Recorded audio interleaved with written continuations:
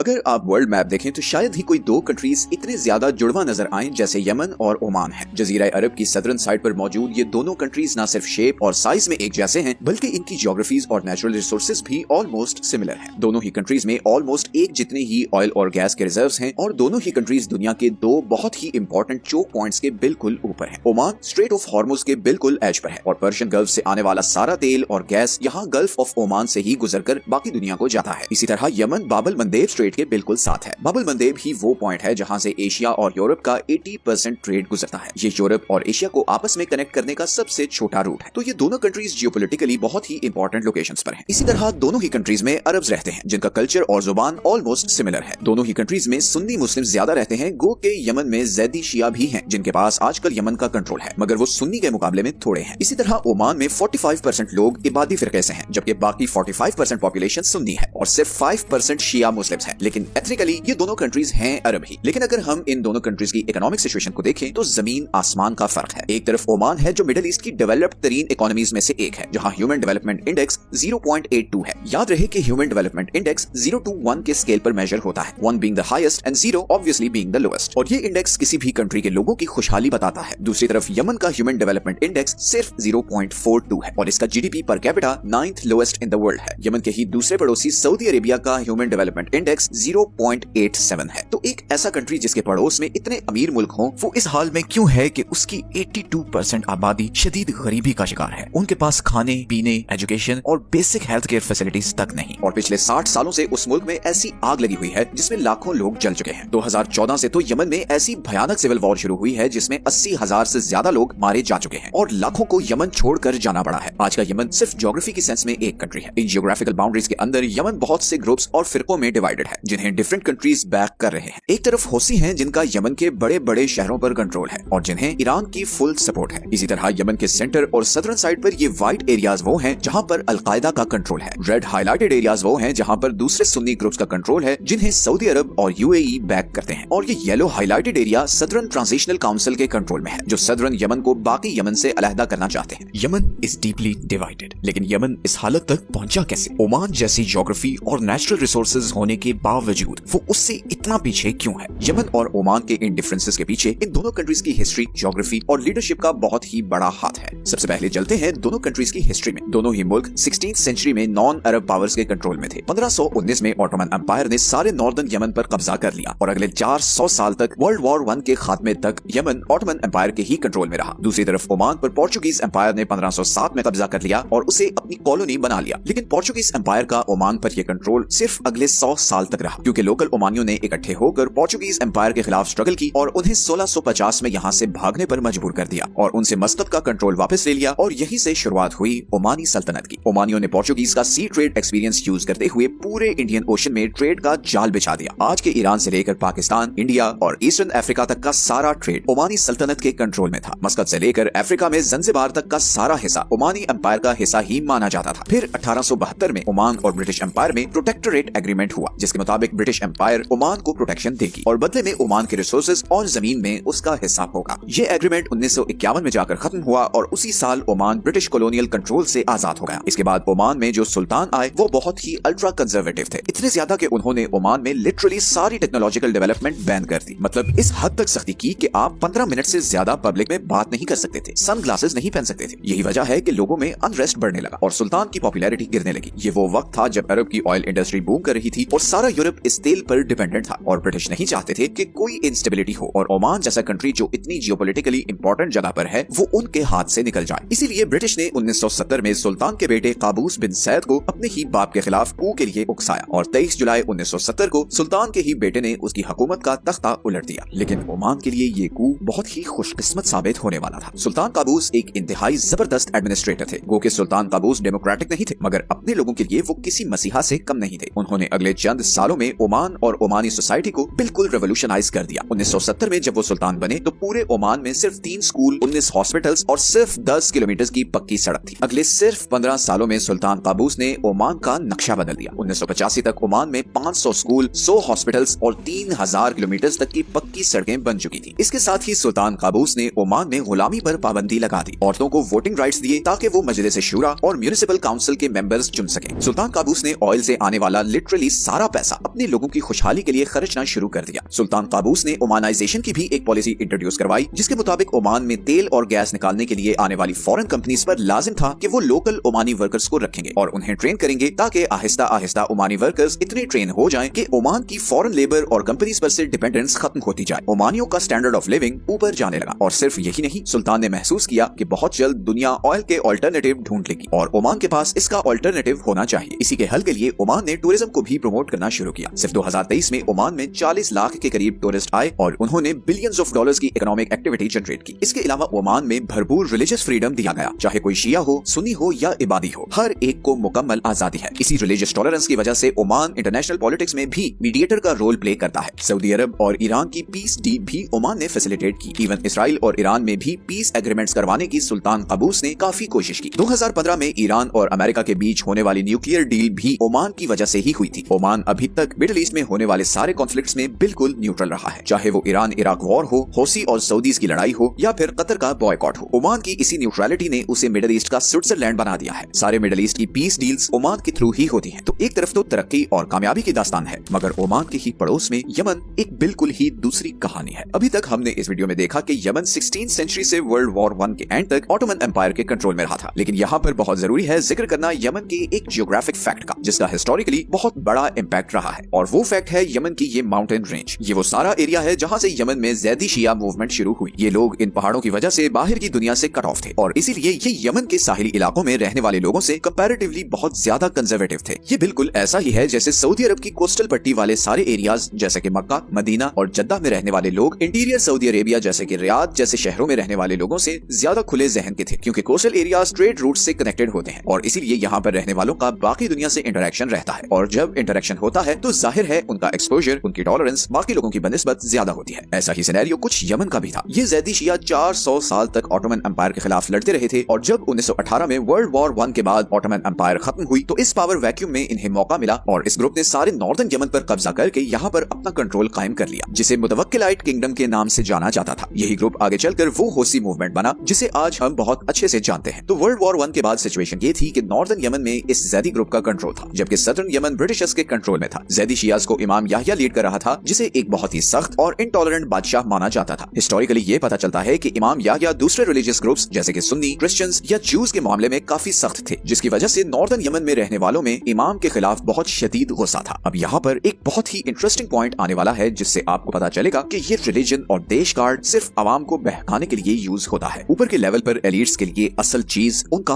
अपना मफाद होता है। असल में 1962 में नॉर्दर्न यमन में सुन्नी मिलिट्री कमांडर्स ने ज़ैदी हुकूमत के खिलाफ बगावत कर दी और एक मिलिट्री कू के जरिए इमाम को हटाकर अरब नेशनलिस्ट गवर्नमेंट बनाने की कोशिश की। लेकिन ये कोई आम कू नहीं था, ये एक बहुत बड़ी प्रॉक्सी वॉर थी जिसमें अरब नेशनलिस्ट पार्टी को इजिप्ट सपोर्ट कर रहा था, जबकि शिया ज़ैदी किंग को सऊदी अरब और दूसरे गल्फ कंट्रीज बैक कर रहे थे। इजिप्ट यमन में भी इजिप्शियन स्टाइल की नेशनलिस्ट गवर्नमेंट चाहता था, जबकि सऊदी अरब और बाकी गल्फ कंट्रीज डरे हुए थे कि अगर यमन में बादशाहत खत्म हुई तो कल को ये इनकलाब उनके मुल्कों में भी आ सकता है, और इसीलिए सऊदी अरब और बाकी सारा अरब ज़ैदी किंग को सपोर्ट कर रहा था। कितनी इंटरेस्टिंग बात है ये, राइट? सऊदी अरब जो कि शिया मूवमेंट का सबसे बड़ा मुखालिफ है, वो नॉर्दर्न यमन में शिया किंग को सपोर्ट कर रहा था। इन प्रॉक्सीज के नतीजे में नॉर्दर्न यमन में एक खूनी सिविल वॉर शुरू हुई जो अगले 8 साल तक जारी रही और इसमें 1 से 2 लाख के करीब लोग मारे गए। ये सिविल वॉर फाइनली 1970 में जाकर खत्म हुई जब इजिप्ट बैक नेशनलिस्ट पार्टी जीती और ज़ैदी ग्रुप को हुकूमत से उतार दिया गया। लेकिन जब नॉर्दर्न यमन में ये सिविल वॉर चल रही थी, वहीं सदर्न यमन में एक और रेवोल्यूशनरी ग्रुप उठकर यहाँ पर मौजूद ब्रिटिशर्स के खिलाफ लड़ रहा था और 1967 में उसने ब्रिटिशर्स को यहाँ से निकालकर सारे सदर्न यमन का कंट्रोल ले लिया। इस ग्रुप का नाम था नेशनल लिबरेशन फ्रंट। तो 1970 में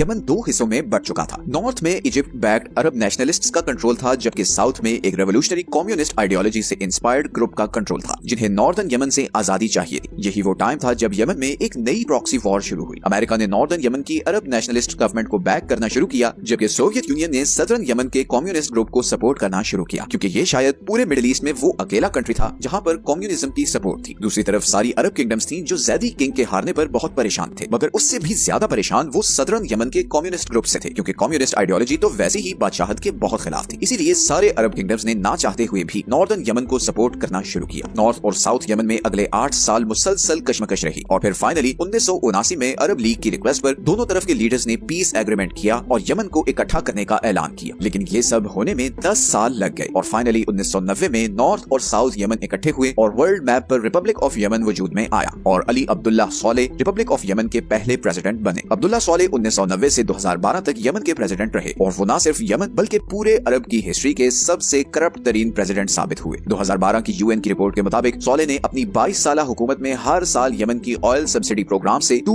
बिलियन की चोरी की और उनसे अपनी फैमिली के लिए वेस्टर्न कंट्रीज में एसेट्स बनाए। एक तरफ जहां सुल्तान काबूस ओमान के तेल का सारा पैसा अपनी आवाम पर लुटा रहा था, वहीं दूसरी तरफ यमन में अब्दुल्ला सॉलेह दोनों हाथों से यमनी आवाम का पैसा लूट रहा था। और सिर्फ करप्शन ही नहीं, सॉलेह ने और भी बहुत सी गलतियां की। सबसे पहले तो जब सद्दाम हुसैन ने कुवैत पर हमला किया तो सॉलेह ने सद्दाम को पॉलिटिकली सपोर्ट किया, हालांकि वो जानता था कि सऊदी अरब और दूसरे अरब कंट्रीज सद्दाम के खिलाफ हैं। सऊदी अरब को सॉलेह की इस हरकत पर इतना गुस्सा था कि जब इराक ये जंग हारा तो सऊदी अरब ने यमन को दी जाने वाली बिलियंस ऑफ डॉलर्स की एड बंद कर दी। और सिर्फ यही नहीं बल्कि सऊदी अरब में काम करने वाले 8 लाख यमनी वर्कर्स को भी वापस यमन डिपोर्ट कर दिया। इन दोनों एक्शन से यमनी इकोनॉमी को बहुत बड़ा शॉक लगा। अभी यमन इस इकोनॉमिक शॉक से रिकवर कर ही रहा था कि 1994 में सदरन यमन ने सॉलेह की हुकूमत के खिलाफ बगावत कर दी। सॉलेह ने इन बागियों से लड़ने के लिए अलकायदा को यमन में स्पेस दी, लेकिन इस एक्शन का नतीजा अगले आने वाले कई सालों तक यमन को भुगतना पड़ा। यमन में अब डिफरेंट ग्रुप्स आपस में लड़ रहे थे। साउथ में कम्युनिस्ट थे, सेंटर में अलकायदा थी, जबकि नॉर्थ में अरब नेशनल्स और जैदी शिया थे। यमन अब एक टाइम बॉम्ब था जो किसी भी वक्त फट सकता था और ऐसा ही हुआ। सॉलेह की गवर्नमेंट के खिलाफ लोगों में नफरत बढ़ती गई और लोगों में जो लावा पक रहा था वो 2011 में अरब स्प्रिंग्स के साथ ही यमन में भी फट पड़ा। इस खूनी मूवमेंट ने अब्दुल्ला सॉलेह की गवर्नमेंट उल्टा दी। सब ग्रुप्स अब यमन का कंट्रोल लेने के लिए लड़ रहे थे। नॉर्थन साइड पर जैदी शिया अब ईरान की बैकिंग के साथ बहुत पावरफुल हो चुके थे और उनका नया नाम था